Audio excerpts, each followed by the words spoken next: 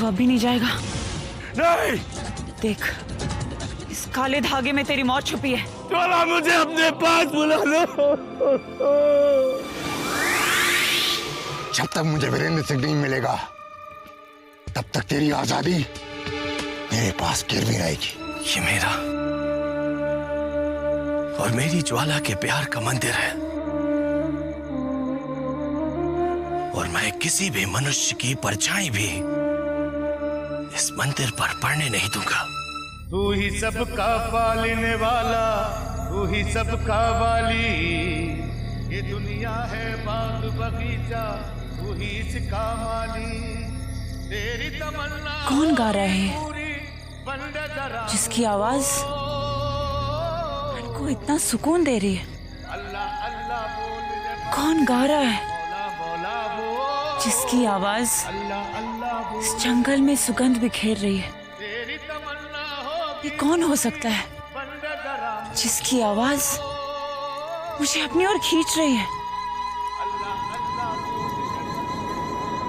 मौला बोल, अल्लाह अल्लाह बोल, बाबा,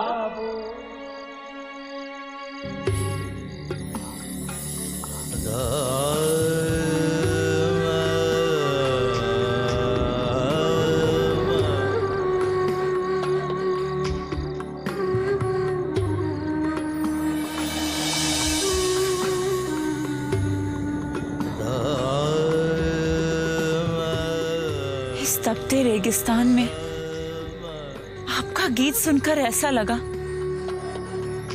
जैसे अचानक सावन की फुहार गिरने लगी है। बाबा, कौन है आप? एक पहाड़ से दूसरे पहाड़, एक जंगल से दूसरे जंगल में भटकने वाला फकीर हूं। मगर आप इस भयानक जंगल में जहां मनुष्य नहीं बल्कि हैवान रहते हैं, वहां आप जैसे संत फकीर का क्या कार्य हो सकता है? हम फकीरों की नजर में ना तो कोई हैवान होता है और ना कोई शैतान। मिट्टी और सोने में फर्क करना इंसानों का काम है, फकीरों का नहीं।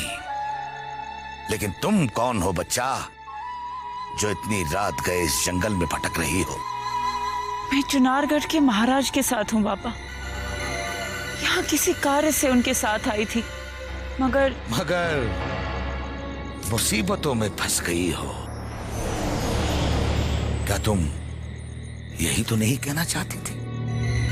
आपने तो जैसे बोलने से पहले मेरे शब्द छीन लिए बाबा। मौत का एक दिन मुअय्यन है, नींद क्यों रात भर नहीं आती? बहुत अरसे से मौत के साथ जद्दोजहद कर रही हो और आज भी मौत का साया अपने चेहरे पर लेकर घूम रही हो। आप तो अंतर्यामी हैं बाबा। आपने तुरंत ही सत्य को परख लिया।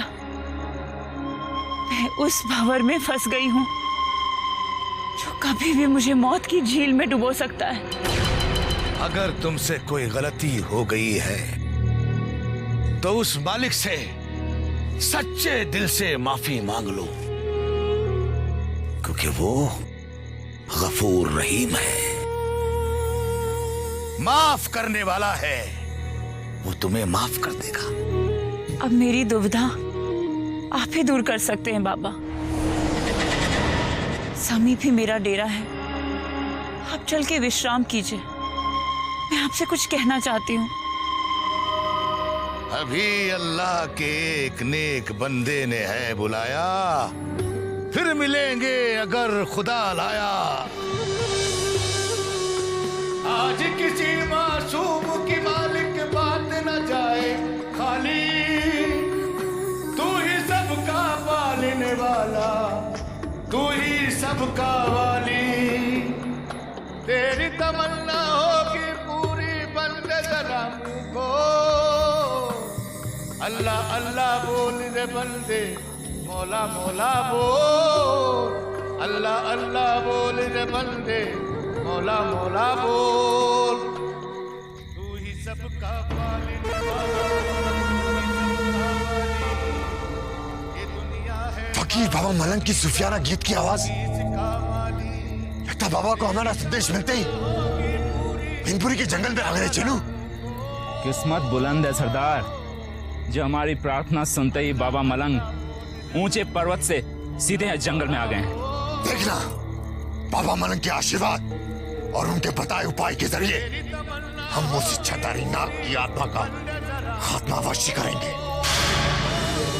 जो मौत बन के हमारे साम्राज्य में हत्या पे हत्या किए जा रहा है। निर्दोष लोगों के प्राण बचाने के लिए जीवन की उस हत्यारी आत्मा को खत्म करने का कोई नया राज बाबा मलंग अवश्य बताएंगे हमें, क्योंकि सारा संसार निर्बल और निर्दोष मनुष्यों का मसीहा कहता है उन्हें। तू जा, बाबा को पूरे सम्मान के साथ लेके आ, हम स्वयं उनका स्वागत करेंगे। जो आज्ञा सरदार।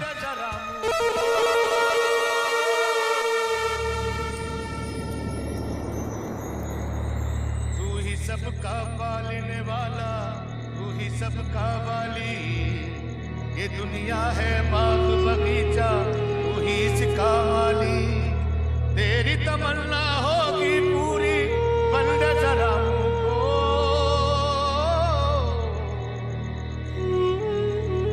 सलाम बाबा मलंग, सरदार आपका ही इंतजार कर रहे हैं।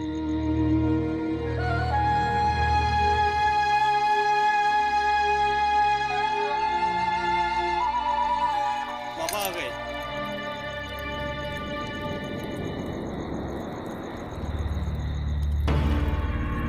आइए बाबा।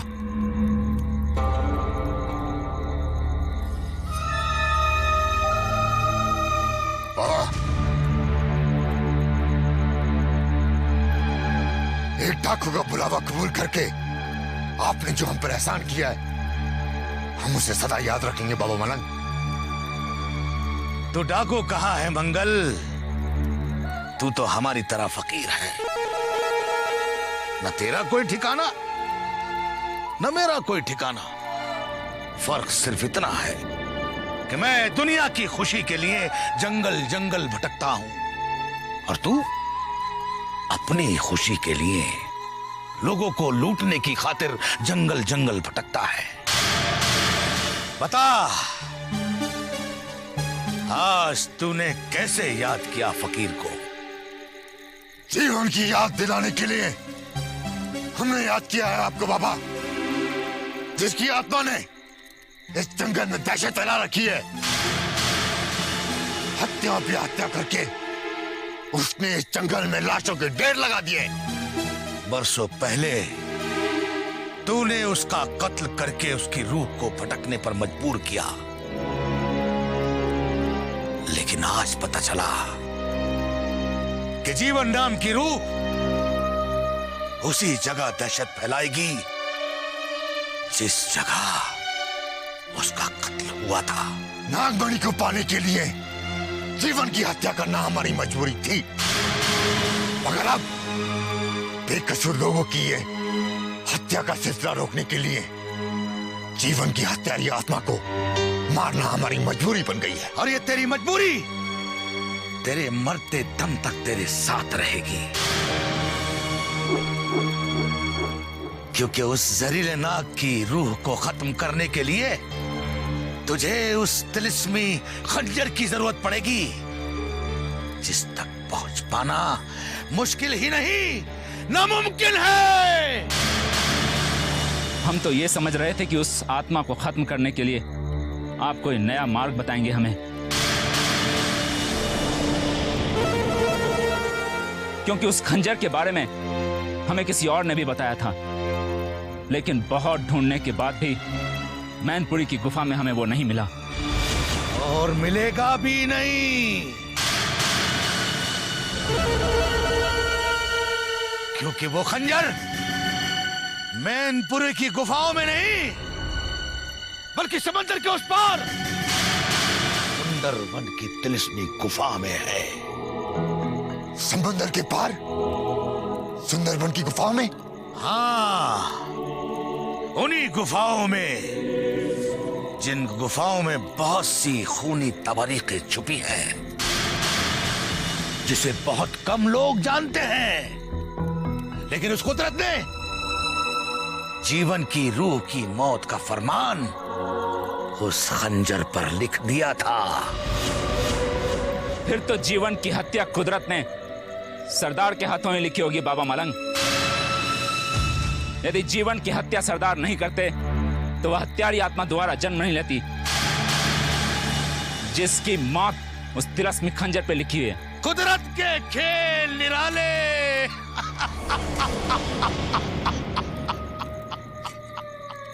क्या समझे दुनिया वाले, जीवन की पैदाइश से पहले ही उस कुदरत ने जीवन की मौत का फरमान लिख दिया था और वो खंजर सुंदरवन की तिलिस्मी गुफा में पहुंचा दिया था।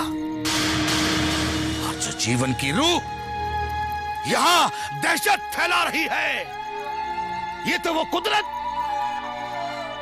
सदियों पहले लिख चुकी थी। यानी कि कुदरत ने वो खंजर हासिल करना हमारे नाम लिखा है, तो हम सुंदरबन की गुफा तक बहुत जल्द पहुंच जाएंगे, जहां जीवन की आत्मा की मौत लिखी है। बहुत गए लेकिन कोई वापस नहीं लौटा। खंजर को छूना तो दूर, कोई वो समंदर नहीं फलांग पाया, तो फिर तू क्या और तेरी पिसात क्या? उसका भी कोई तोड़ अवश्य होगा बाबा, क्योंकि रहस्यमय तिलोत्तमा की छुरी भरी आंखों ने अवश्य उस तिलस्मी गुफा तक पहुंचने का आसान रास्ता देख लिया होगा। चलो तू तुरंत तिलोत्तमा के पास जा और उसकी आंखों से वो नक्शा चुरा के लेके आ।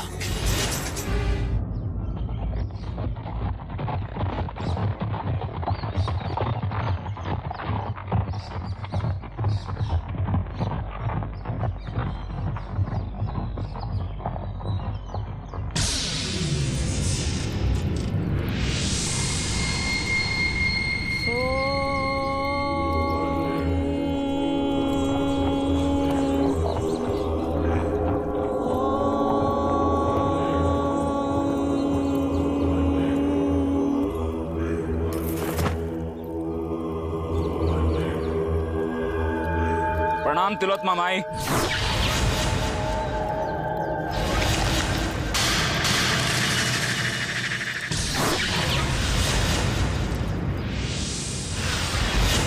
तिलोत्तमा की आराधना को भंग कैसे किया तूने? माफ कर दे माई, एक तू ही तो है जो मंगल को उस जगह पहुंचा सकती है जिस जगह जाने के लिए वो छटपटा रहा है। तो छटपटाने दे उसे मेरी बला से। तू क्या मुझे डराने आया है उस हत्यारे का नाम लेकर? अरे उसकी पुष्टों को देखा है मैंने, 7 पुष्टों को देखा है स्वर्ग लोक में जाते हुए। इस माई ने बहुत कुछ देखा है। जानता हूँ माई, मैनपुरी के जंगलों के बूढ़े पेट भी तुझे पहचानते हैं, और सरदार तो अपनी सगी माई से भी ज्यादा चाहता है तुझे। तभी तो देखना उसके कहने पर मैं कोसों दूर मुसीबतें उठा के भटकते हुए तुझ तक पहुँचा हूँ। तो जल्दी बता कि तेरे सरदार की छटपटाहट मेरे किस इल्म से दूर होगी? बस माँ, उस तिलस्मी खंजर तक जाने का आसान रास्ता बता दे, सरदार की मुराद पूरी हो जाएगी और उस हत्यारे जीवन की आत्मा का खात्मा हो जाएगा जिसने मंगल सिंह की दहशत पे बट्टा लगाने की कसर नहीं छोड़ी है। तो क्या तेरा सरदार मौत को गले लगाना चाहता है जो तिलस्मी खंजर का ख्वाब देखने लगा है? माई, तू तो बस उस सुंदरवन की गुफा का रास्ता बता दे, आगे जो होगा देखा जाएगा। जिंदा बचेगा तो देखेगा तू नादान। अगर तेरा सरदार बर्फीला समुंदर पार करके सुंदरबन की धरती पे पहुंचने में सफल भी हो गया तो वह सरकटे से कैसे बच पाएगा जो दूर से ही सब कुछ देख लेता है? माई, क्या कह रही हो तुम? यदि उसका सर कटा हुआ है तो किसी को देख कैसे सकता है? यही तो है तिलस्म उस सुंदरबन की धरती का। वो मनुष्य की सुगंध सूंघ लेता है और फौरन पहुंच जाता है उसके पास, और एक पलक झपकते ही उसकी गर्दन उसके धड़ से अलग कर देता है। बोल, अब भी इरादा है तेरा? अपने सरदार को मौत के मुंह में ले जाने का। माई, यदि सरदार ने उस सरकटे को खत्म कर दिया तो हम उस खंजर तक पहुंच सकते हैं। डाकू होकर भी कितना भोला है रे तू। अगर वो मर भी गया तो अगले चरण में तुम्हें मायावी मूर्ति मिलेगी जो युवा स्त्री के खून की प्यासी है। और अगर तुमने उसके खून की प्यास नहीं बुझाई तो उसका कहर तुम्हें तड़पा तड़पा के मार देगा।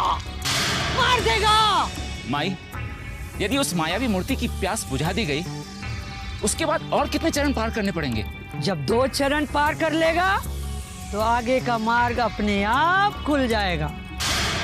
लेकिन वहां जाना इतना आसान नहीं, क्योंकि वहां ना हाथी जाते हैं ना घोड़े। तू समझ ले, अपने सरदार से कह दे कि उसके लिए डाका डालने में ही भलाई है, वरना वो खुद तो डूबेगा ही और पूरे गिरोह को लेके डूबेगा। जा बालक, जा जा, जल्दी जा। ओम स्वाहा।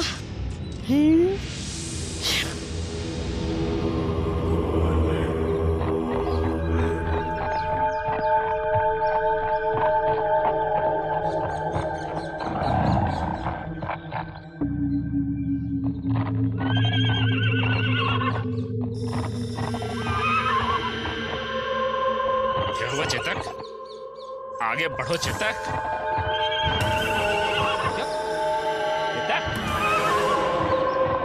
आगे क्यों नहीं बढ़ रहा चेतक? आगे बढ़ चेतक।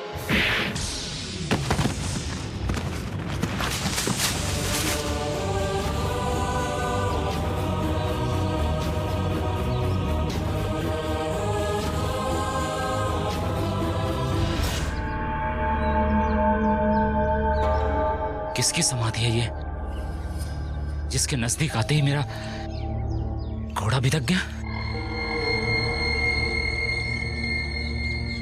किसकी है ये समाधि? कौन है यहाँ? कौन है? कौन है? कौन है? कौन है? कौन है?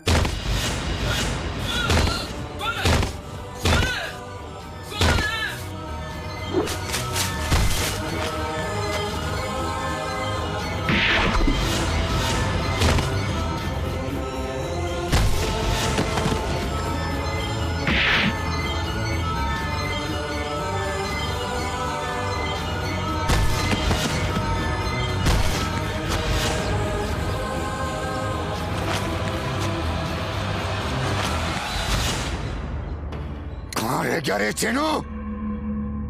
बुढ़िया चलो तुम्हारे पास गया था, इतना लंबे समय बीत गया, क्या हो गया उसको? सरदार, सरदार, सरदार, सरदार।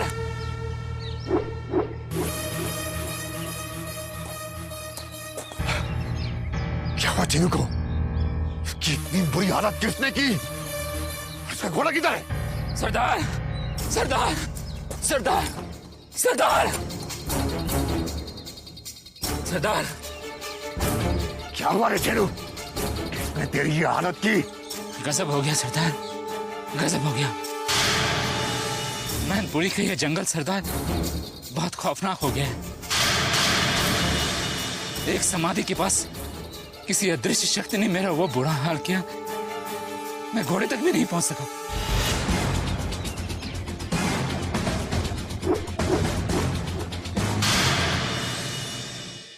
मुमकिन है जिस रहस्यमय बुढ़िया तिलोत्मा के पास आपने मुझे नक्शे के लिए भेजा था, उसका कहना है कि वहां तक पहुंचने के लिए हमें दूसरा जन्म लेना पड़ेगा। हम समझे नहीं चेनो, तुम कहना क्या चाहते हो? सरदार, मैं वही कह रहा हूं जो तिलोत्तमा ने मुझे कहा है। उसने कहा कि सुंदरवन की उस गुफा तक पहुंचने के लिए हमें अजीबोगरीब शक्तियों को परास्त करना होगा जो सदियों से उस खंजर की रक्षक है। कौन है वो शक्तियां जिन्हें मंगल परास्त नहीं कर सकता? पता नहीं कितनी ही अनेक शक्तियां हैं सरदार, जो उस खंजर का कवच बनकर सदियों से सुंदरवन के भीतर और बाहर उसकी रक्षा कर रही हैं। तिलोत्तमा ने हमें उसमें से 2 शक्तियों के बारे में बताया है। सरदार, सुंदरवन पहुंचते ही सबसे पहले हमें एक सरकटे मनुष्य का सामना करना पड़ेगा, जिसका सर तो कटा होगा, लेकिन कटे सर से भी वो सब कुछ देख सकता है। क्या सरकटा मनुष्य जो सब कुछ देख सकता है? कैसे हो सकता है शेनू? ये तो शुरुआत है सरदार। अगर हम उस सरकटे मनुष्य पर विजय प्राप्त कर भी लेंगे तो उसके बाद हमारा सामना एक भयानक मूर्ति से होगा जो खून की प्यासी है। उसे हमें किसी युवती का खून चढ़ाना होगा। अगर खून नहीं चढ़ाया गया तो उसी के सर के टुकड़े टुकड़े कर देगी जो उसके सामने आएगा। जब हम इन 2 शक्तियों पर विजय प्राप्त कर लेंगे तो उसके बाद न जाने और कितनी सारी शक्तियों के बारे में हमें पता चलेगा। सरदार, वहां तक हमें समुद्र के रास्ते से जाना होगा। हम घोड़े भी नहीं ले जा सकेंगे। बहुत लंबे समय के बाद मंगल को कोई चुनौती मिली है चेनो। हम सुंदर बन जाएंगे, अवश्य जाएंगे, और वो तिलस्मी खंजर प्राप्त करके रहेंगे। अल्लाह अल्लाह बोल रे बंदे, मौला मौला बोल। अल्लाह अल्लाह बोल रे बंदे, मौला मौला बोल। वो चाहे तो पल भर में तख्ते को तख्त करे, जर्रे को नूरानी कर दे, माथे छत्र धरे। अल्लाह अल्लाह बोल रे बंदे, मौला मौला बोल। अल्लाह अल्लाह बोल रे बंदे, मौला मौला बोल। ए जीवन की रूह, थम जा, वहीं रुक जा जहां तेरे हाथों से आखिरी कत्ल हुआ था, क्योंकि तू हर जुबां का खौफ, हर दिल की दहशत बन चुका है। अगर तू अब भी बाज नहीं आया, अब भी नहीं रुका, तो कहीं ऐसा ना हो कि तेरा वजूद ही खत्म हो जाए, क्योंकि तेरे दुश्मन उस तिलिस्मी खंजर की तलाश में निकल चुके हैं जिस पर तेरा नाम लिखा है।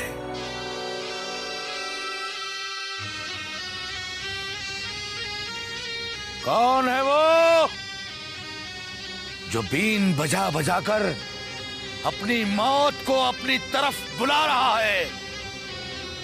कौन है?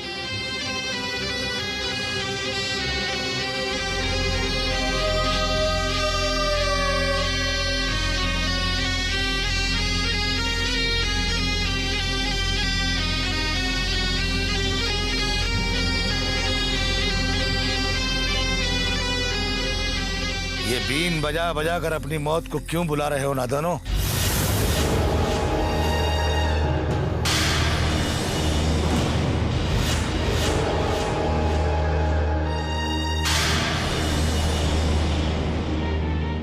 कौन हो तुम? वो फकीर जो उस इच्छाधारी नागन की रूह के कहर से किसी को मरता देखना नहीं चाहता। अगर तुम बीन बजा बजा कर उसे बुलाओगे तो मरने से पहले पानी तक नहीं मांग सकोगे। हम किसी आत्मा की नहीं बल्कि इच्छाधारी नागिन की तलाश कर रहे हैं बाबा।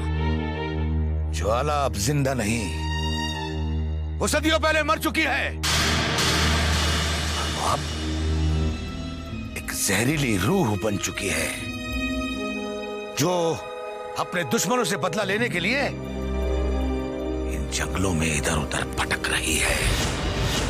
नहीं नहीं, ये कैसे हो सकता है? वो जिंदा है। आप अवश्य हमें अपने मकसद से भटकाने के लिए कोई झूठ बोल रहे हैं। फकीर कभी झूठ नहीं बोला करते नादानो। जिसकी तुम्हें तलाश है वो सदियों पहले इस दुनिया से रुखसत हो चुकी है। अब तो उसकी रूह है जो कभी लड़की बनकर तो कभी नागिन बनकर यहां वहां अपने दुश्मनों की तलाश में भटकती रहती है। नहीं, हमें आपकी बात पर भरोसा नहीं। नागिन की आत्मा का डर हमें अपने कर्तव्य से नहीं भटका सकता। भला ये फकीर कौन होता है किसी को किसी के मकसद से भटकाने वाला? लेकिन जाने से पहले ये फकीर तुम्हें सच्चाई बताकर जाएगा। मिलना चाहते हो तुम ज्वाला की रूह से, जहां आज भी जीवन उससे मिलने आता है? सदियों पुरानी वो कब्र आज भी ताजा दिखाई देती है। देखना चाहते हो तो आओ मेरे साथ, आओ मेरे साथ उसकी कब्र पर। चलो मेरे साथ उसकी कब्र पर, आओ मेरे साथ उसकी कब्र पर।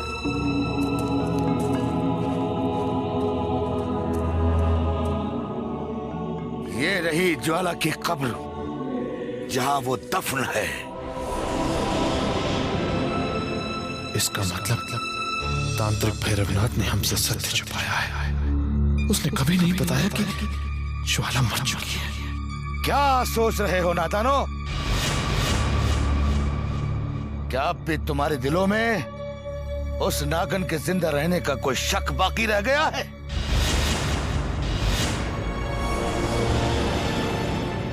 मगर इस जंगल में ये कोई नहीं जानता कि इच्छाधारी नागिन इस कब्र में समा चुकी है बाबा। आज भी सब उसके जिंदा होने के खौफ में जी रहे हैं। मरने के बाद ज्वाला और भी खतरनाक हो गई है। उसकी कब्र पे छाई हुई खामोशी बहुत जल्द टूटने वाली है। और अमावस की रात ज्वाला के दुश्मनों के लिए कयामत की रात होगी। उस रात को वो अपने असली वजूद में आएगी। हम कुछ समझे नहीं बाबा। अमावस की रात को ऐसी क्या अनहोनी घटने वाली जिसे आप कयामत की रात कह रहे हैं? वो मैं नहीं, वो कुदरत बताएगी। मैं तो सिर्फ आगाह कर रहा हूं। जो ज्वाला की जहर भरी निगाहों के निशाने पर है। लौट जाओ, लौट जाओ, नहीं तो ज्वाला का जहर तुम्हें भी नीली लाश में तब्दील कर देगा। अल्लाह अल्लाह बोल रे बंदे, अल्लाह अल्लाह बोल।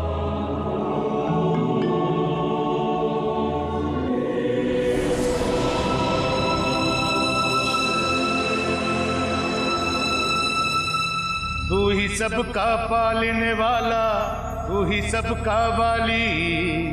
ये दुनिया है बाग बगीचा, तू ही इसका माली। तेरी तमन्ना होगी पूरी, बंदे जरा मुंह को।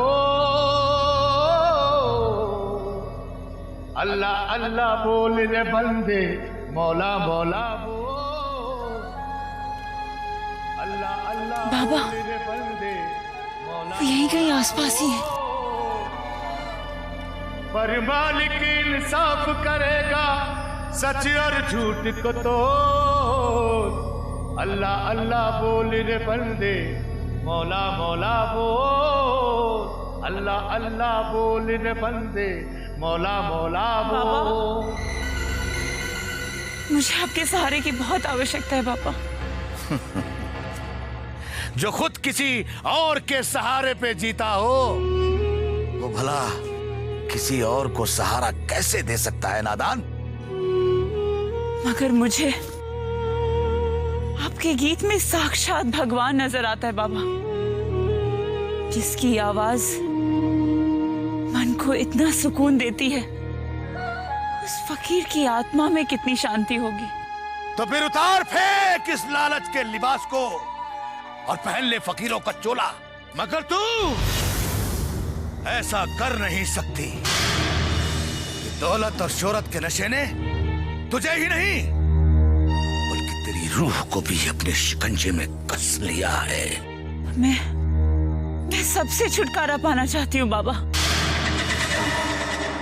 मुझे ना दौलत चाहिए और ना शोहरत। मुझे तो बस मन का खोया चैन चाहिए, मन की खोई शांति चाहिए बाबा। मगर तेरी पेशानी पे सुकून और चैन की धुंधली सी लकीर भी नजर नहीं आती। अकेली पड़ गई है तू।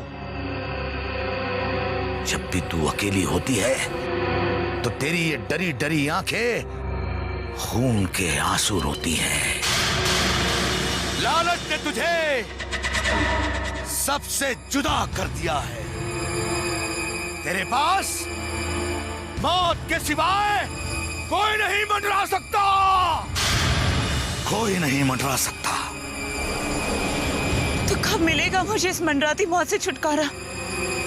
कब होगा मेरा अकेलापन दूर? कोई तो उपाय बताइए बाबा, जो मेरा खोया सुख और मेरी खोई शांति वापस लौटा दे। तबीबों से मैं क्या पूछूं दवाए दर्द दिल? मरज जब जिंदगी खुद हो तो फिर उसकी दवा क्या है? मैं तेरी कोई मदद नहीं कर सकता क्योंकि तेरी मंजिल जुदा और मेरी राह खुदा।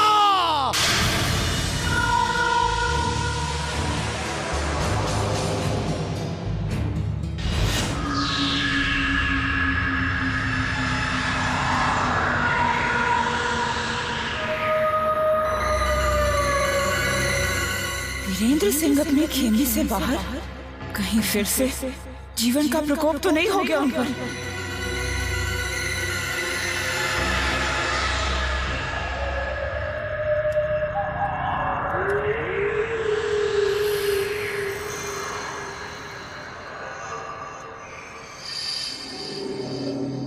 आप सोए नहीं महाराज?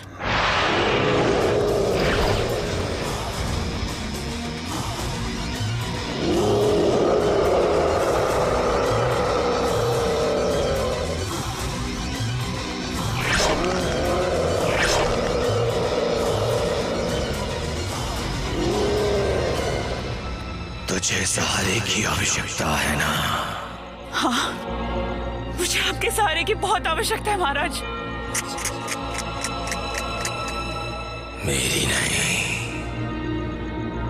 तुझे उस फकीर के सहारे की आवश्यकता है जिसके पास तो सुकून और खुशी की तलाश में गई थी। नहीं महाराज, तो बस ये देखने गई थी कि वो फकीर हमारे डेरे के समीप क्यों आया था। झूठ, फिर झूठ। क्या तेरी मौत भी जीवन के जहर से ही लिखी है? तेरी करने का फल तुझे भुगतना ही पड़ेगा। जो छल और कपट तूने चुनाव करके सम्राट के साथ किए हैं, उसका दंड तो तुझे भुगतना ही पड़ेगा। नहीं, मैंने कुछ नहीं किया महाराज। मैं तो आपकी वफादार हूँ। खामोश! दूर दूर हो जा जीवन की दृष्टि से। दूर दूर। जीवन,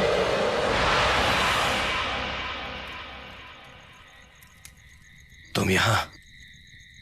तुम्हें खोजते हुए मुझे यहाँ आना पड़ा क्योंकि ज्वाला की सूनी समाधि पर फिर से कुछ मनुष्य दिखाई पड़े हैं। तो तुमने उन्हें मौत के घाट क्यों नहीं उतारा?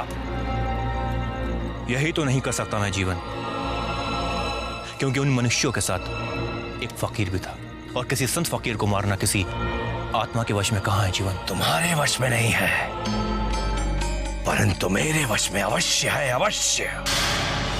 ज्वाला की समाधि के समीप जीवन के सिवा कोई भी नहीं जा सकता, कोई भी नहीं।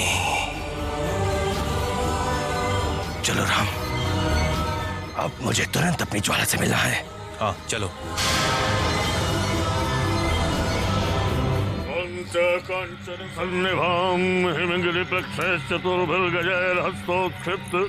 महातांत्रिक,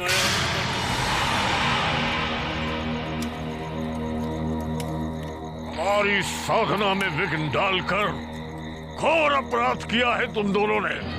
बोलो, क्यों आए हो यहाँ? ये बताने के लिए कि जिस इच्छाधारी नागिन को पकड़ने का कार्य आपने हमें दिया था वो मर चुकी है। असंभव!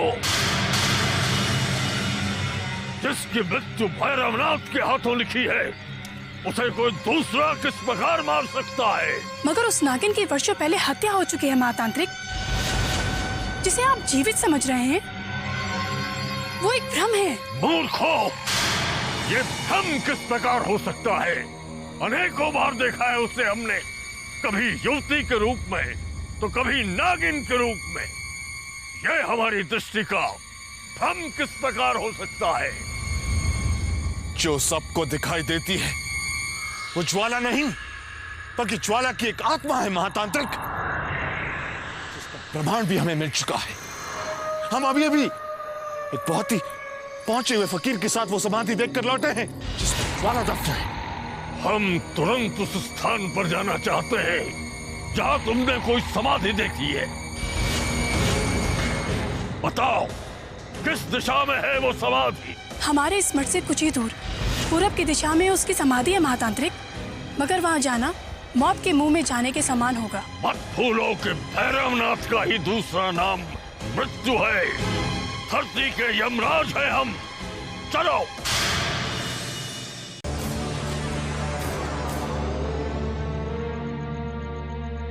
हमने जो कहा था वो सिद्ध हो चुका है महातांत्रिक। वो देखिए समाधि पर जीवन की आत्मा भी दूसरी आत्मा के साथ पहरा दे रही है। तुरंत ही वापस लौट जाने में भलाई है महातांत्रिक, वरना अनर्थ हो जाएगा। नहीं, हम ज्वाला की आत्मा के रहस्य को जाने बिना पीछे कदम नहीं हटा सकते। हमें छुप कर देखना होगा कि जीवन राम की आत्मा के साथ क्या कर रहा है। आओ।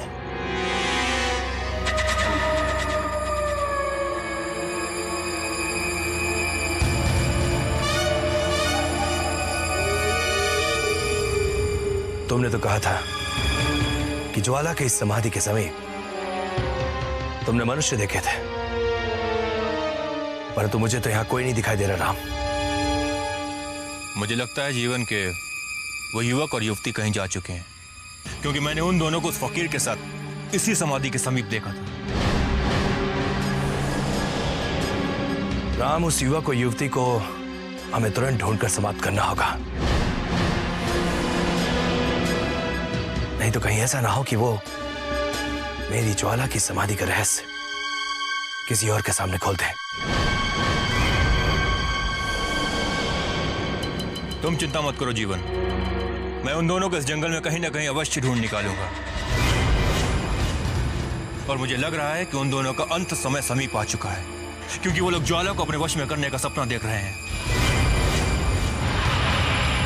मेरी ज्वाला की समाधि के समीप जाने का जो भी प्रयत्न करेगा, जो भी, वो जीवित नहीं बच सकेगा राम। लेकिन जीवन, उस तांत्रिक भैरवनाथ का क्या करोगे? क्योंकि वो केवल ज्वाला को ही नहीं, तुम्हें भी वश में करने के लिए अनेक शक्तियों का प्रयोग करने में लगा हुआ है। उस दुष्ट तांत्रिक की शक्तियां अब काम नहीं कर सकेंगे। अमावस की रात के पहले पहले उसकी शक्तियां उसका साथ देंगी, परंतु अमावस की काली रात आते ही उसकी शक्तियां उसका साथ छोड़ देंगी।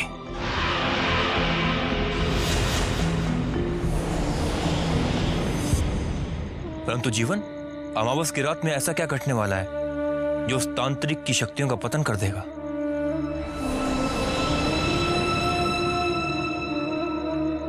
उस रात को मेरी ज्वाला का फिर एक नया जन्म होने वाला है राम। जिसे वो तांत्रिक कभी नहीं पहचान पाएगा।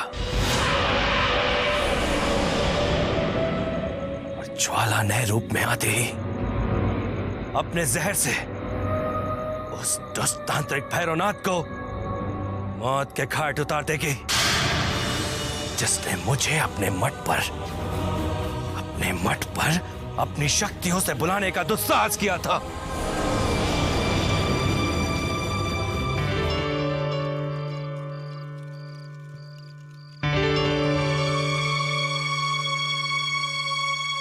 ज्वाला का सत्य तो हम जान गए, परंतु उस धूर्त राम को हम ऐसा कठोर दंड देंगे कि भय से वो कांप उठेगा।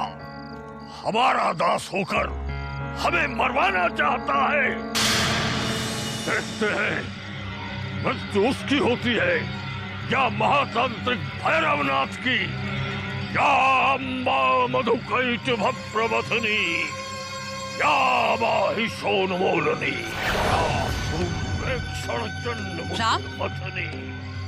राम कहाँ हो? वो तांत्रिक हमें फिर अपनी ओर खींच रहा है। राम, वो हमें मठ में बुला रहा है। राम,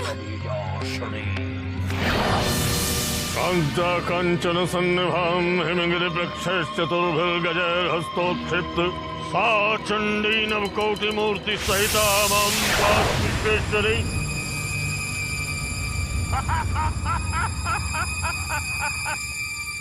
तेरे राम ने हमें धोखा दिया है मंजरी, इसका परिणाम भोगना होगा, उसे भी और तुझे भी।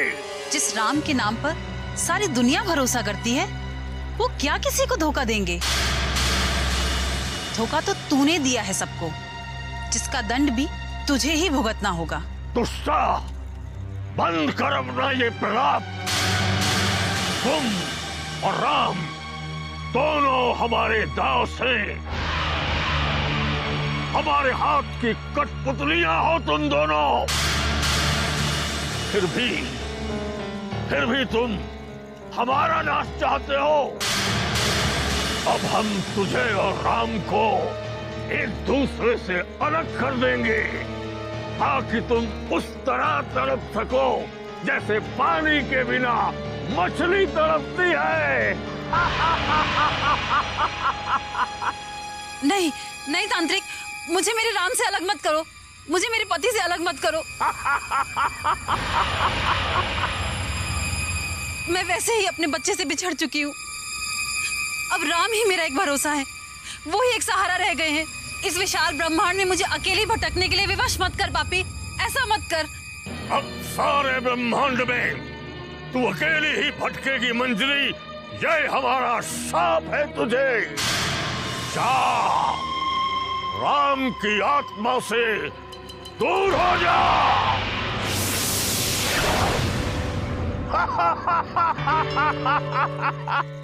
अब हमारे लिए क्या आदेश है गुरुदेव? प्रातःकाल ही हमें उस स्थान पर जाना है जहाँ ज्वाला की समाधि बनी है। किंतु समाधि पर जाने की क्या आवश्यकता है महातांत्रिक? अभी तो हम उसे देख कर आ रहे हैं। और वैसे भी यदि राम और जीवन की आत्माओं ने हमें देख लिया तो हमारे प्राण फिर से संकट में पड़ सकते हैं। नहीं, कोई आत्मा हमारा कुछ नहीं बिगाड़ पाएगी, क्योंकि आत्मा की शक्ति केवल रात्रि के समय कार्य करती है और दिन भर सारी आत्माएं विश्राम करती हैं। इसलिए हमें अवश्य वहां जाना है, जांचने और परखने के लिए। हमें विश्वास है कि दिन के समय जीवन की आत्मा कभी हमारे सम्मुख नहीं आएगी।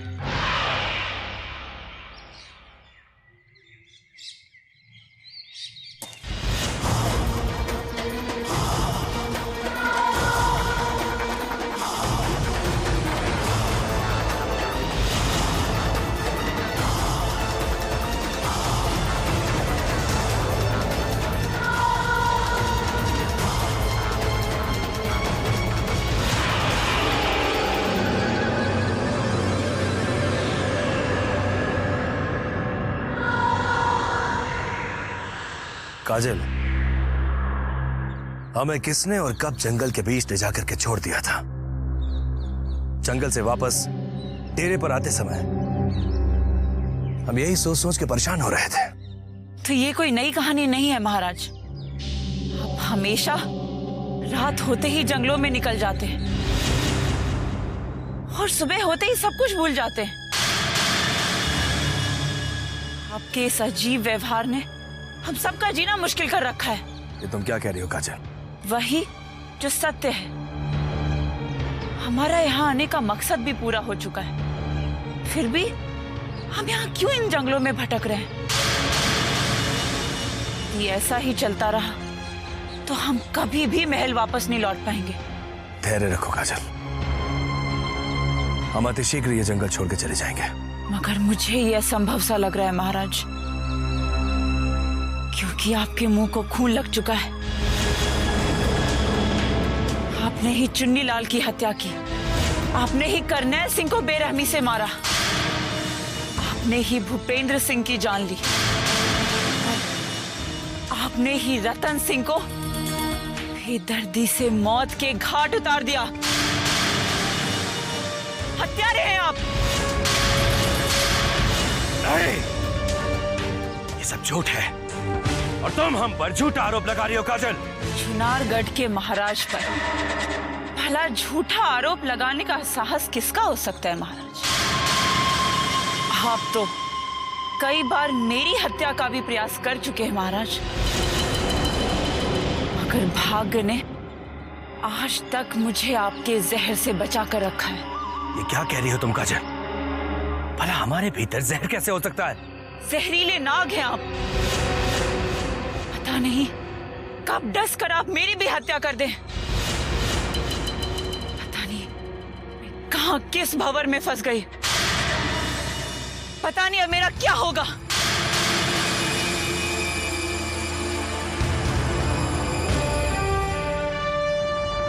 यदि काजल का कहना सत्य है तो कौन है वो दुष्ट जिसने हमें इस मौत के माया जाल में फंसा दिया? कौन? जम जम जम जमुनादिनी भाम भ्रीं भ्रूं भैरवी भद्रे भवान्यै ते नमो नमः। हम कम चम तम तम पम यम शम ह्रीं दुम हम ह्रीं हम क्षम।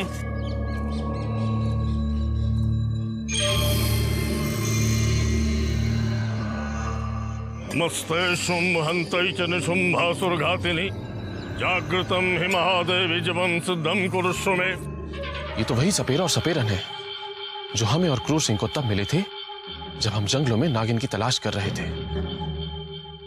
और ये भयानक सा दिखने वाला मनुष्य तो वही बाबा भैरवनाथ लग रहा है, परंतु ये सब एक साथ कहां जा रहे हैं? इस रहस्य का तो पता लगाना ही पड़ेगा गजराज। क्लींकारी कामरूपिण्यै बीजरूपे नमोस्तुते चामुण्डा चण्डघाती च यैकारी वरदायिनी विच्चे चाभयदा नित्यं नमस्ते मंत्ररूपिणी।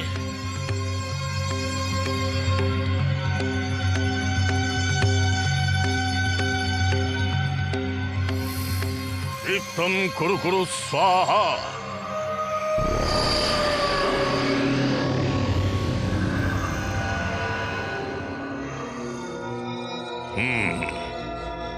लगता है परीक्षा का समय आ गया है। बिरजू, तुरंत उस समाधि के पास जा।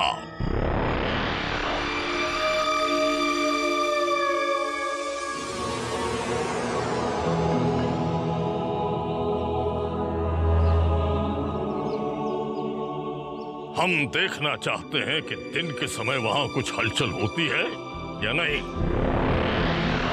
ज्वाला की कब्र के पास आप मुझे अकेले क्यों भेज रहे हैं गुरुदेव? आप भी चलिए ना। भयभीत नहीं होना है, केवल आदेश का पालन करना है। दिन के समय आत्माएं कुछ नहीं बिगाड़ सकती, क्योंकि ये आत्माओं के विश्राम का समय होता है। जा वहां। चलिए।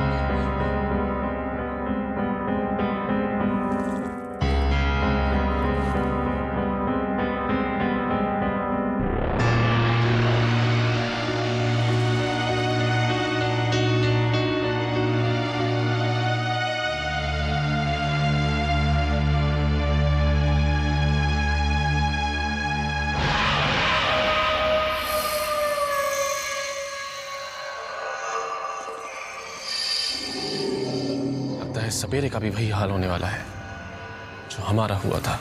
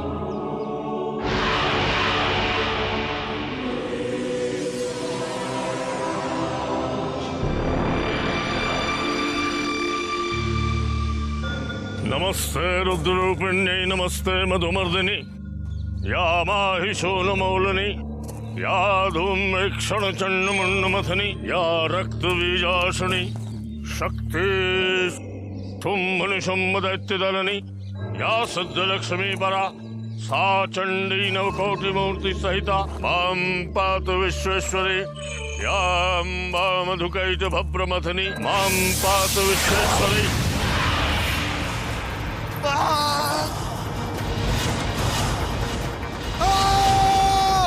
पकड़ लिया महातांत्रिक, महातांत्रिक पकड़ लिया महातांत्रिक, भूमि महातांत्रिक मुझे अकेले छोड़ के मत जाओ भूमि।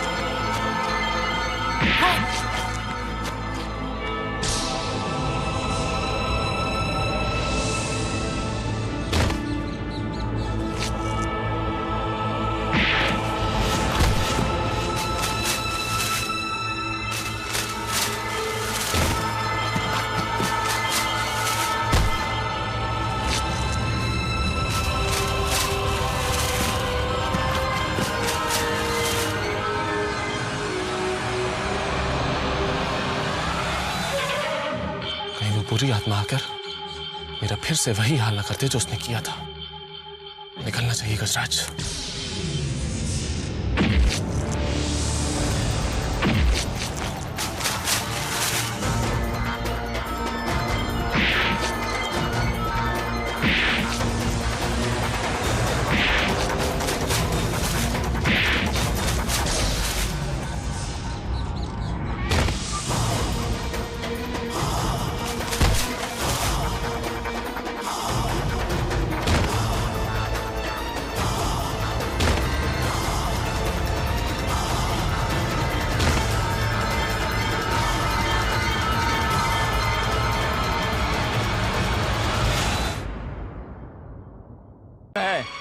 जिससे तेरा चेहरा पीला पड़ गया है। यहाँ समीप ही एक भयानक समाधि है छेनू। यदि तुम वहाँ पहुँच गए होते तो भय के कारण अब तक मृत्यु को प्राप्त हो चुके होते। ऐसा क्या देख लिया तूने उस समाधि में जो तेरी आंखों में मौत का खौफ नजर आ रहा है? क्या अब समाधि में दबे मुर्दे भी तुझे डराने लगे? शवों से खेलना तो हमारा पुराना शौक है मंगल सिंह, लेकिन आज हमने चुनारगढ़ के सम्राट का जो भयानक रूप देखा है वो अब तक हम भूल नहीं पाए हैं। वो वीरेंद्र सिंह यहीं कहीं आसपास भटक रहा है जो हमारे हाथों से बच निकला था। नहीं, वो भटक नहीं रहा है मंगल, बल्कि नाग की तरह फन उठाए समाधि के निकट ही खड़ा है। ध्यान रखना, तुम्हारे कदम वहां न पड़ने पाए, अन्यथा तुम्हें भी हमारी तरह वहां से सर पर पैर रखकर भागना पड़ेगा। हम तुम्हारी तरह निर्बल और बुढ़े नहीं है जो उस वीरेंद्र सिंह से डर जाएंगे। इन्हीं हाथों ने उसको बंदी बनाया था। बहुत समय से मुझे उसकी तलाश है, आज वो बच के नहीं जाएगा। क्या बात कर रहे हो सरदार? जिस समाधि की बात ये तांत्रिक कर रहा है वो अत्यंत मायावी है और खतरनाक भी। मैं ये खतरा एक बार उठा चुका हूं। सुन लिया ना मंगल, क्या अब भी तुम में इतना धैर्य बचा है कि तुम उस समाधि के समीप जा सको? मंगल ने डरना नहीं सीखा है भैरवनाथ। मंगल की दहशत के सामने संसार की कोई शक्ति नहीं टिक सकती। वीरेंद्र सिंह किस खेत की मूली है? चलो दादियों।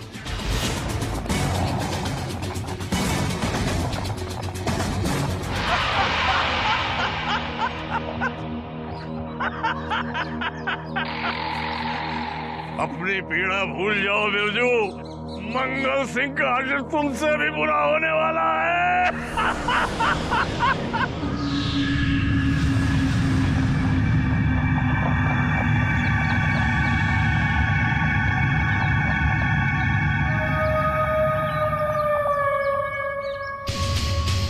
क्या हो रहा है छेनू? उस समाधि से दूर रहने में ही भलाई है। ये वही स्थान है सरदार जहां मुझे किसी अदृश्य शक्ति ने पशु की तरह यातनाएं दी थी।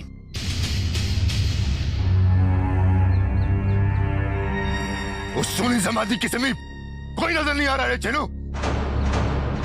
जिस वीरेंद्र सिंह की तलाश में हम इतनी दूर आए वो भी तो दिखाई नहीं दे रहा है। फिर किसके खौफ से तू इतनी कायरता दिखा रहा है? सरदार वहां कोई दिखाई नहीं देता, फिर भी कोई रहता है। अपने घोड़े समय रहते वापस ले लो, कहीं ऐसा ना हो कि लेने के देने पड़ जाए। देखते कौन है जिसके भय से तुम भी भैरवनाथ की तरह कांप रहे हो। अरे ओ कवराज सरदार, जरा उतर तो अपने घोड़े से और उस समाधि के पास जाकर देख आखिर माजरा क्या है।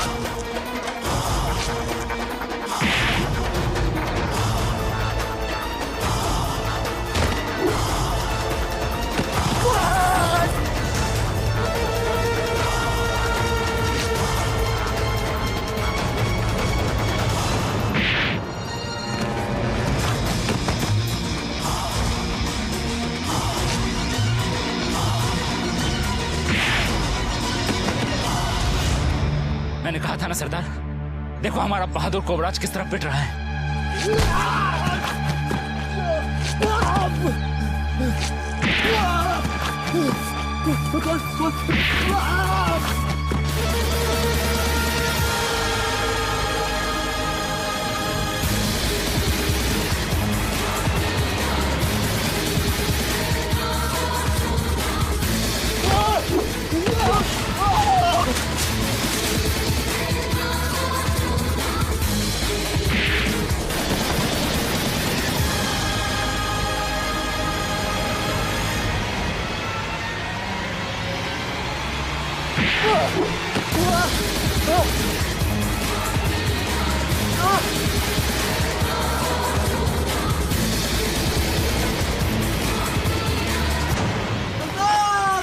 भाग चलो सरदार, इससे पहले कि वो अदृश्य शक्ति हमारे भी पीछे पड़ जाए।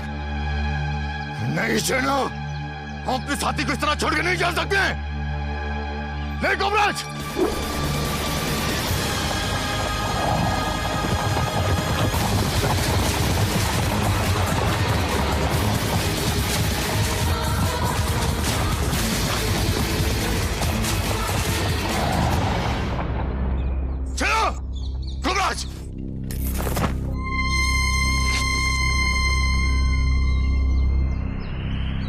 कोबराज, कोबराज,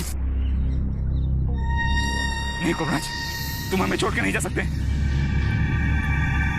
आंखें खोलो कोबराज, कोबराज!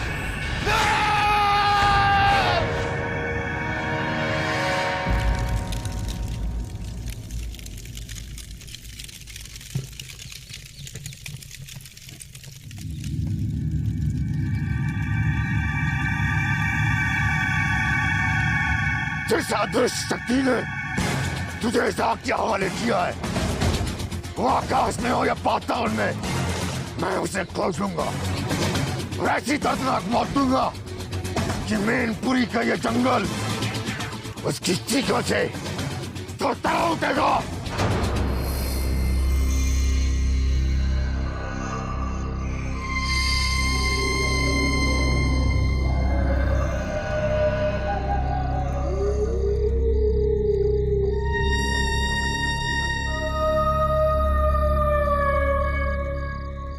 तुम्हारी और हमारे साथियों की आंखों में आंसू भरे हैं, जिसने कोबराज को हमसे छीना है, उसकी मौत का समय मुकर्रर हो चुका है। चलो जा, उस चुकरिया को हमारे सामने पेश कर।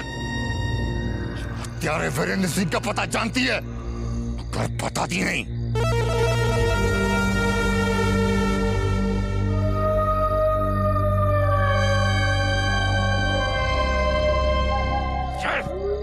सरदार,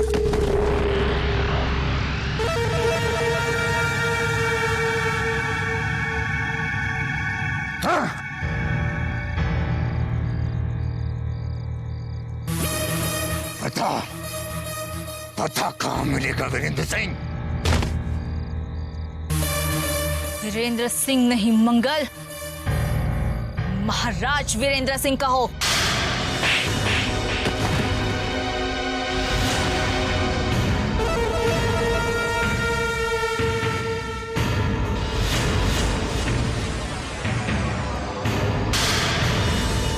मंगल की आंखों में उतरे इस खून को देख चुका गया। अगर अब तूने नजर से नजर मिलाने का साहस किया और ऊंची आवाज में बात की, तो खुद के खून से खुद को रंगा पाएगी। पता वो हत्यारा कहाँ मिलेगा? अपने साथी की मौत ने मंगल को पागल बना दिया है।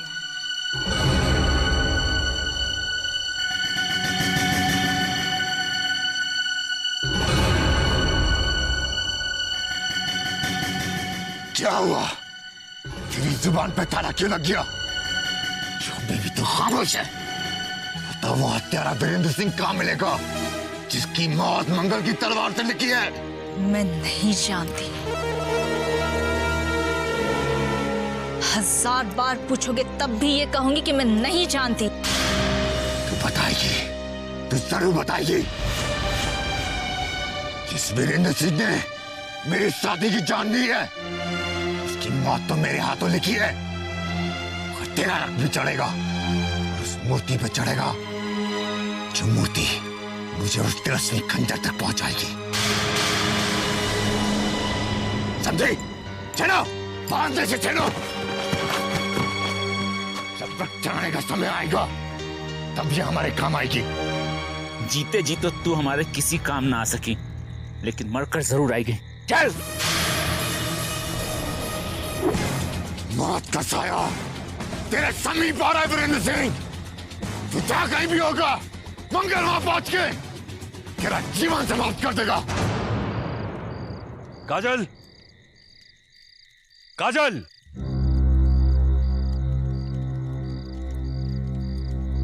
काजल, काजल। सैनिक, काजल कहाँ है? वो बिना बताए जंगल में चली गई। क्या? तो तुमने उन्हें रोका क्यों नहीं? काजल, काजल, काजल!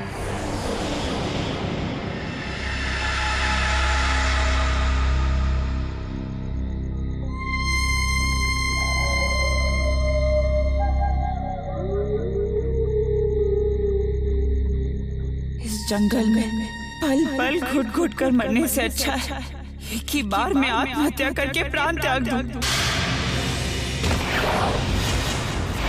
मत रोकिए महाराज, मर जाने दीजिए मुझे। नहीं काजल, काजल यदि तुम्हें कुछ हो गया तो हम भी जीवित नहीं रह पाएंगे। नहीं महाराज, आप उस काजल के लिए अपने प्राण मत त्यागिए जो चुन्नीलाल के बहकावे में आकर आपके प्राण छीनने आई थी।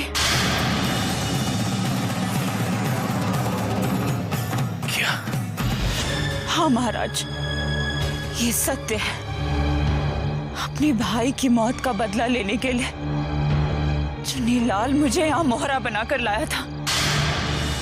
चंद सोने की अशर्फियों, छोटी सी रियासत की रानी बनने के लालच ने उससे मेरा विवेक छीनकर मुझे स्वार्थी बना दिया था। जिसे हम मसीहा समझकर अपने साथ लाए थे,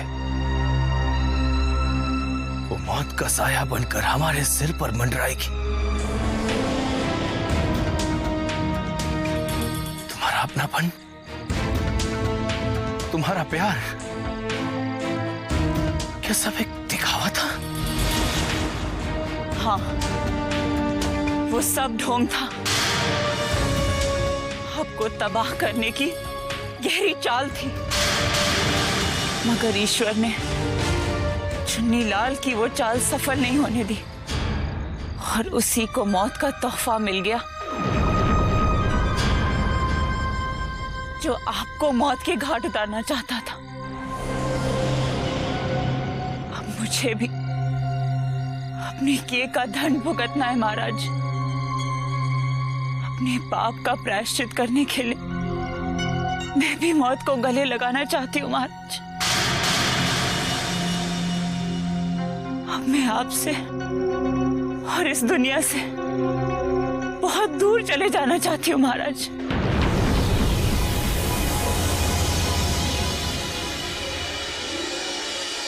काजल, रुक जाओ काजल। पश्चाताप की अग्नि ने तुम्हारे मन के भीतर छुपे लालच के उस राक्षस को खत्म कर दिया है। लौटो काजल, हम तुम्हें क्षमा करते हैं। तुम्हारे सच ने हमारा मन जीत लिया है काजल। हम तुमसे प्रेम करते हैं, और यदि तुम्हारे मन में भी हमारे लिए थोड़ा सा प्यार बचा है तो मौत को ठुकराकर हमारे पास आ जाओ काजल।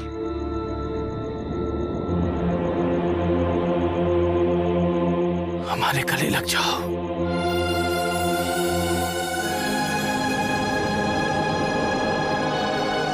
हमारी बाहों में समा जाओ।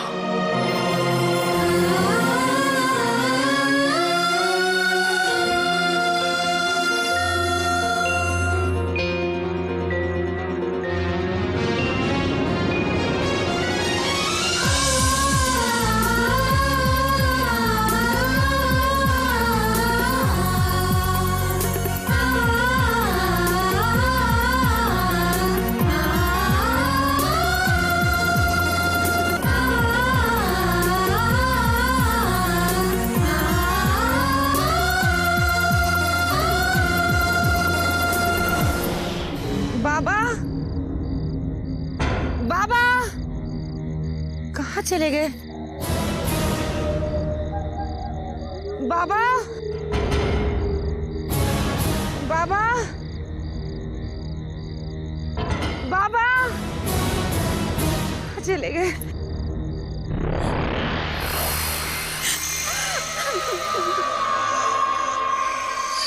कौन है?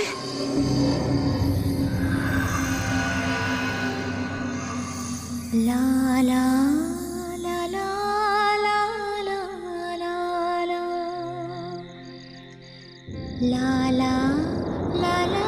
केशव, मेरा बच्चा। केशव?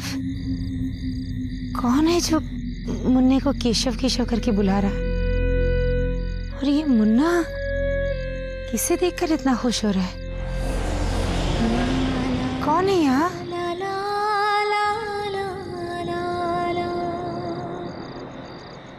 ला ला ला ला ला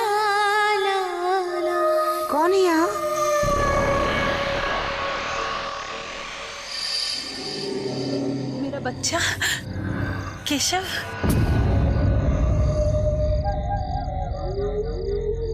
कौन है? कौन है जिसकी आवाज सुनाई दे रही है मगर दिखाई नहीं दे रही है? मेरा नाम मंजरी है, इस बच्चे की माँ। मेरी हत्या हो चुकी है, इसलिए तुम्हें मेरी आत्मा नहीं दिखाई दे रही है बहन। क्या? हाँ बहन, शत्रुओं ने मुझे और मेरे पति को मारकर इस जंगल में फेंक दिया था। भाग्य से मेरा ये लाल बच गया, जो आज तुम्हारी गोद में मुझे देखकर मुस्कुरा रहा है। मैं गौरी हूँ। यदि तुम दिखाई देती, मैं तुम्हारी आंसू अवश्य पोंछती मंजरी। मगर तुम अपने इस बच्चे की चिंता कभी मत करना। मैं ऐसे माँ की ममता देकर पालूंगी और तुम्हारी कमी कभी नहीं खलने दूंगी। जानती हूँ, एक बार मैं अपने पति की आत्मा के साथ तुम्हारी कुटिया पर आई थी। वहीं मैंने अपने केशव को जी भर के देखा था। मगर एक बात समझ में नहीं आ रही, इतनी रात गए तुम केशव को गोद में लिए इस जंगल में कहाँ भटक रही हो? मेरे बाबा 2 दिन से कुटिया नहीं लौटे, उन्हीं को खोजने निकली हूँ। तुम्हारे बाबा के बारे में सुनकर बहुत दुख हुआ, मगर ये देखकर बहुत सुकून हो रहा है कि इस संकट की घड़ी में भी तुमने मेरे बच्चे को अकेला नहीं छोड़ा। मैं तुम्हारा उपकार सदा मानूंगी और मैं तुमसे वादा करती हूँ कि तुम्हारे बाबा को खोजने में मैं तुम्हारा साथ दूंगी। यदि मेरे बाबा मिल जाते तो मेरी चिंता दूर हो जाती मंजरी। ईश्वर करे तुम्हारी आत्मा को भी शांति मिले। अब तुम निश्चिंत होकर अपनी कुटिया में लौट जाओ गौरी। मैं तुम्हारे बाबा को खोजने में तुरंत ही जुट जाती हूँ।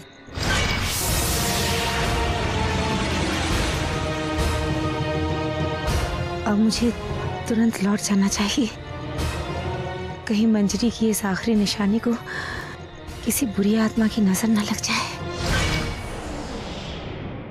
ओ लक्ष्मी मन भगामिनी कां सुस्मितां हिरण्य प्राकारां आर्द्रां ज्वलन्तीं तृप्तां तर्पयन्तीं पद्मे स्थितां पद्मवर्णां ओम हिरण्यवर्णां हरिणीं सुवर्णरजस्सजां चन्द्रां हिरण्मयीं लक्ष्मीं जातवेदो मावः तां मावः।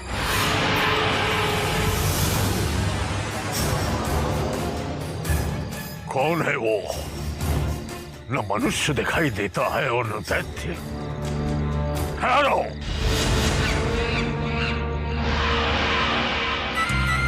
ये तो कोई भयानक तांत्रिक लग रहा है। कहीं ये वही तो नहीं जिसके 2 शिष्य नागिन की तलाश करते हुए हमें मिले थे? ऐसा विचित्र चेहरा, इतना भयानक मुख हमने इस जंगल में कभी नहीं देखा। अवश्य ये भी नागमणि की तलाश में यहाँ भटक रहा है और हमारी कार्य में बाधा उत्पन्न कर सकता है। इसे तुरंत डराकर यहाँ से भगा देना होगा।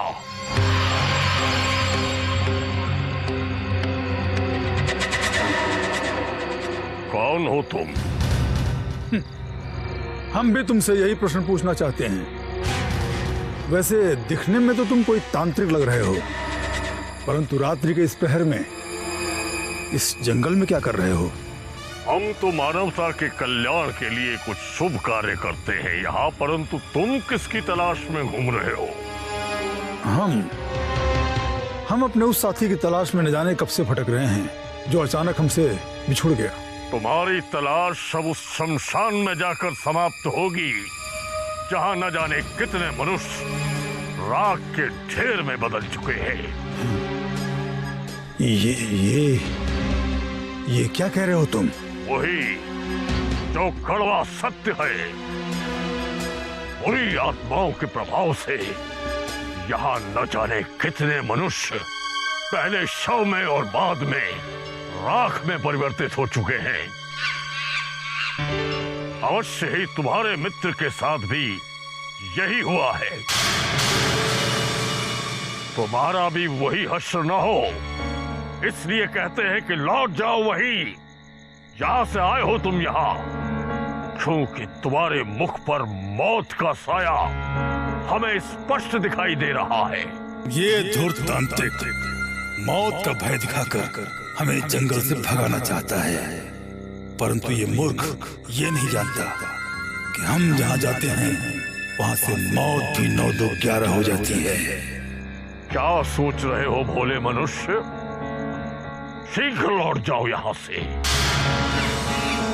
क्योंकि ये बुरी आत्माएं मानव रक्त की प्यास लिए जंगल में घूम रही है। बस यही संदेश देने के लिए हम इस जंगल में भटक रहे हैं। आगे जैसी तुम्हारी मर्जी। खड्गं चक्र गदेषु चाप परिघं शूलम श्रियं लोके देव जुष्टामुदारां तां पद्मनीमीं शरणमहं प्रपद्ये अलक्ष्मीर्मे नश्यतां त्वां वृणे आदित्यवर्णे तपसोऽधिजातो। मूर्ख तांत्रिक, संभवतः तू ये नहीं जानता कि हम तुझसे भी अधिक चतुर, चालाक और बुद्धिमान हैं। बस एक बार गजराज हमें मिल जाए, हम तुझे नागमणि के आसपास भी नहीं पहुंचने देंगे।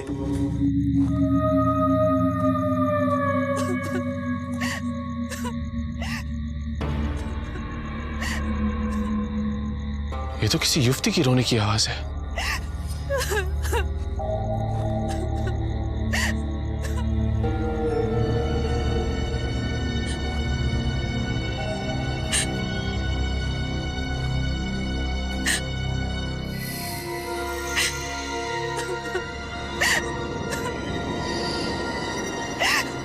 कौन है ये सुंदर युवती जो अकेली बैठी सिसक सिसक के रो रही है? कहीं ये इच्छाधारी नागिन तो नहीं?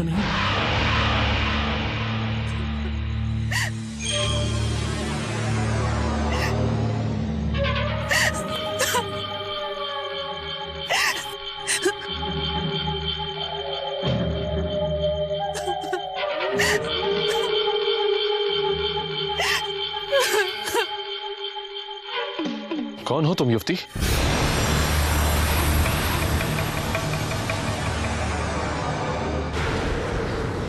और तुम रो क्यों रही हो? क्या कष्ट है तुम्हें? अब कष्ट और दुखों के सिवा मेरे पास बचा ही क्या है? मैं वो दुखियारी हूं जिसका सब कुछ छिन गया। हम कुछ समझे नहीं। साफ साफ बताओ तुम्हारे साथ हुआ क्या है और तुम्हारा नाम क्या है?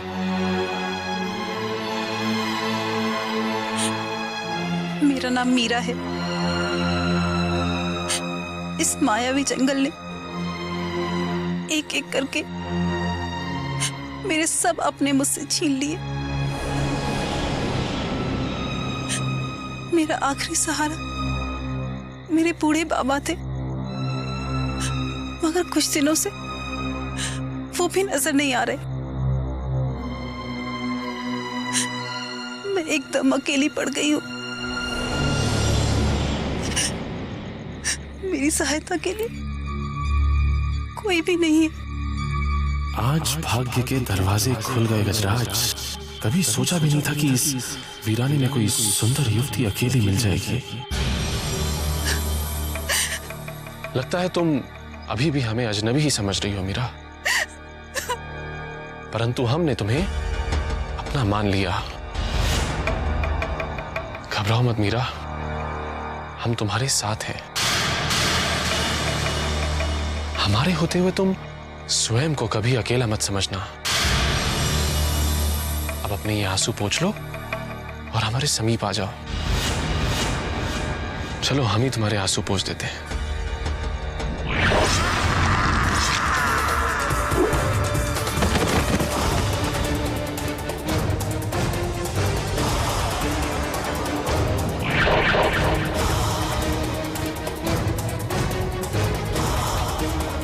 अब भागना चाहते हो दुष्ट?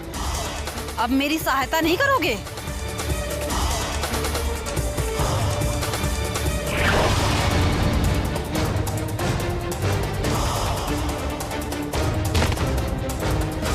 अब किसी अकेली युवती को अबला समझने की भूल मत करना, वरना जीवित नहीं बचोगे।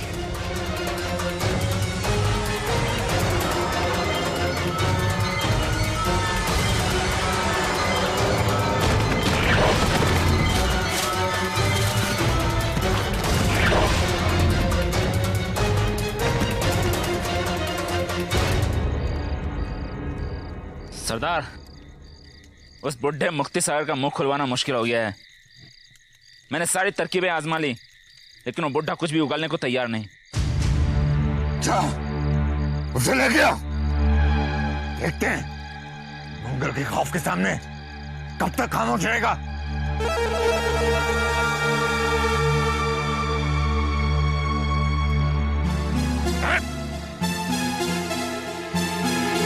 सरदार,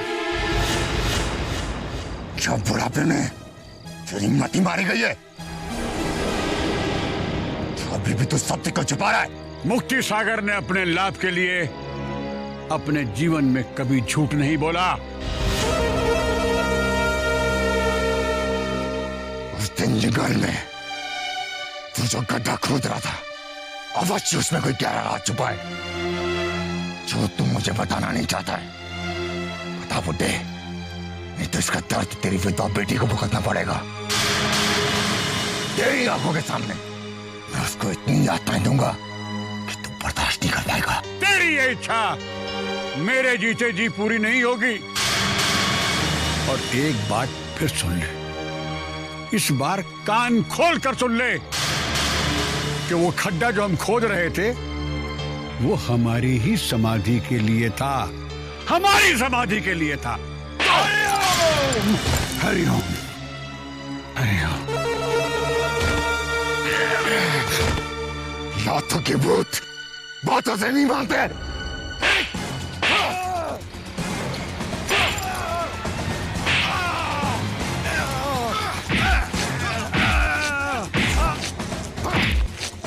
जब तक तू सत्य नहीं बताएगा बुड्ढे, तुझे मंगल के हाथों यातनाएं सहनी पड़ेंगी।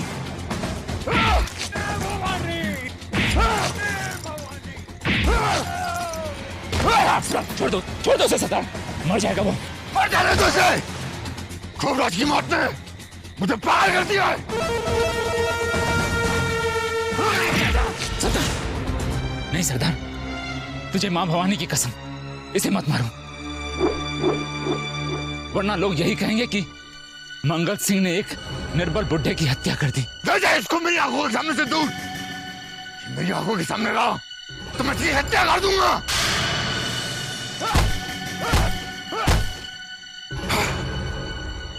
नहीं छोड़ूंगा, नहीं छोड़ूंगा। उसकी हत्या का बदला मैं अवश्य लूंगा, मैं अवश्य लूंगा।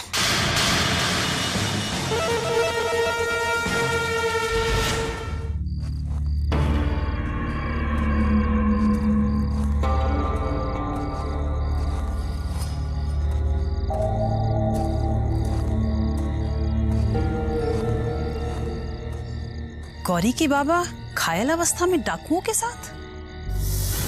अवश्य ही इन डाकुओं ने इनकी ऐसी हालत की होगी।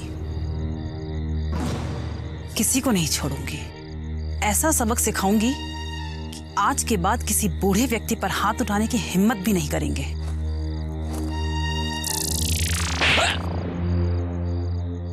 मारा क्यों?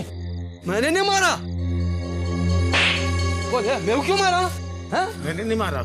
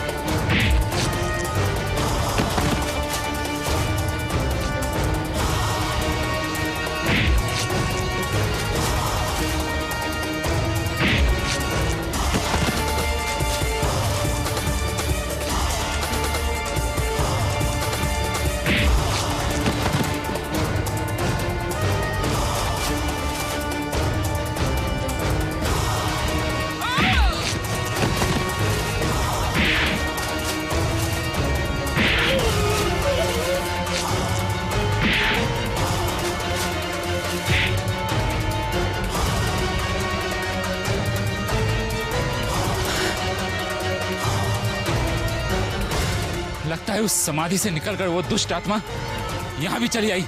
साथियों भागो!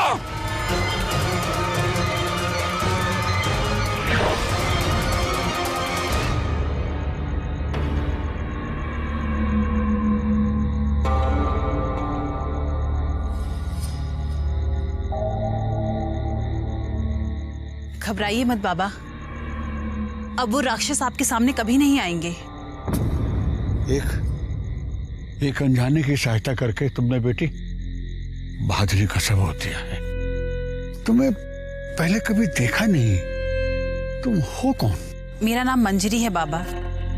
मैं उस बच्चे की माँ हूँ जिस पर आपकी बेटी गौरी अपनी ममता लुटा रही है। माँ?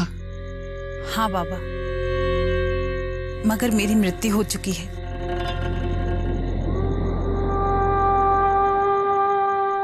मेरी अदृश्य आत्मा गौरी और अपने केशव से भी मिल चुकी है। मुझे खुशी है कि गौरी ने मेरे बच्चे को अपनाकर उसे अनेक कष्टों से बचा लिया। बेटी, अपने बच्चे के बारे में कभी चिंता नहीं करना।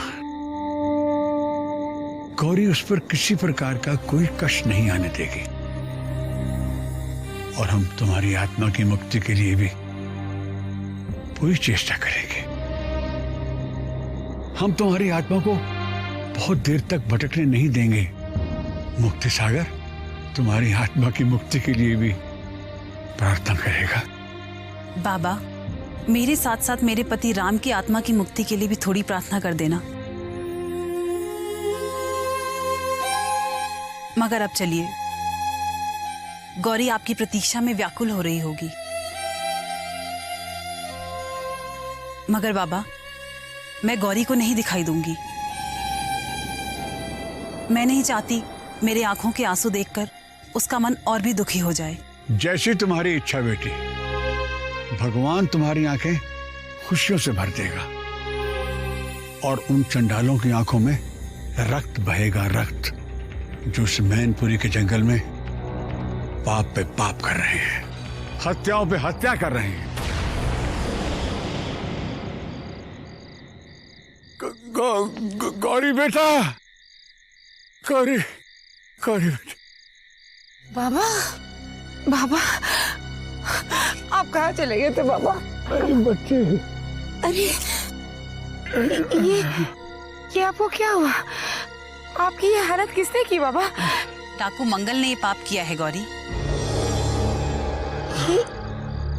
ये तो मंजरी की आवाज है।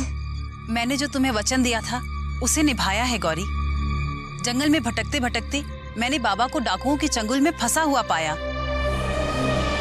तो मैं उन्हें तुरंत वहां से छुड़ा कर ले आई। तुम्हारा ये उपकार मैं कभी नहीं भूल सकती मंजरी। मैं तो उपकार कैसा गौरी? तुम्हारे बाबा मेरे बाबा भी तो हुए ना। आत्मा होने के बाद भी बेटी का कर्तव्य निभाते हुए मुझे जो सुख मिला है उसे मैं कभी नहीं भूल पाऊंगी। तुम्हें और बाबा को डाकुओं की ओर से एकदम चिंता करने की जरूरत नहीं। मेरे होते हुए वे बाबा की ओर आंख उठाकर भी नहीं देख पाएंगे। मंजरी बेटी, तुमने एक बेटी का स्नेह देकर मेरे अंदर वो भावना प्रकट कर दी कि मैं तुम्हें बहुत प्यार भरा आशीर्वाद दूं, जो तुम्हें तुम्हारे कष्टों से हमेशा हमेशा मुक्त रखे और तुम्हारे बच्चे की सदा सदा रक्षा करे बेटा, सदा सदा रक्षा करे। सरदार, सरदार, सरदार, सरदार, सरदार।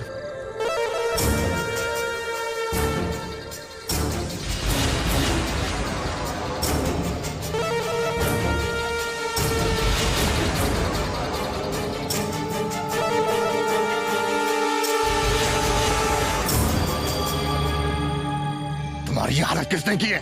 सरदार, किसी अदृश्य शक्ति ने हम सबको पीट पीट कर यह हाल कर दिया। अदृश्य शक्ति? कौन सी अदृश्य शक्ति? पता नहीं सरदार। जब हम मुक्ति सागर को उसकी कुटिया में छोड़ने ले जा रहे थे तो अचानक हवा में लात और घूंसी चलने लगे। हम बेवश होकर मार खाते रहे। मगर ऐसी विचित्र घटना तो समाधि के पास हुई थी। जिसकी वजह से हमने अपना साथी कोबरा खो दिया। लेकिन सरदार, ये घटना डेरे के नजदीक हुई है। जरूर कोई अदृश्य दुष्ट आत्मा है जो अब डेरे तक पहुंच गई है। नहीं, ये जीवन की नई चाल है। वो हमें दहशत में डालने के लिए उसने अपने कदम हमारे डेरे की तरफ बढ़ा लिए। सरदार, यदि ये जीवन की कोई नई चाल है तो हमें उसका तोड़ खोज लेना चाहिए। तो निकल चुका है चलो, बस हमारा उस तक पहुंचना बाकी है। हमें तुरंत उस खंजर तक पहुंचना होगा जो हमारा रक्षक है। उस जहरीले नाग जीवन की मौत, उस खंजर को हमें हासिल करना ही होगा। उसी खंजर से हम जीवन को हमेशा के लिए खत्म कर सकेंगे और उन अदृश्य शक्तियों को भी जिसके इशारे पर जीवन ने इस जंगल में उत्पात मचा रखा है। सरदार,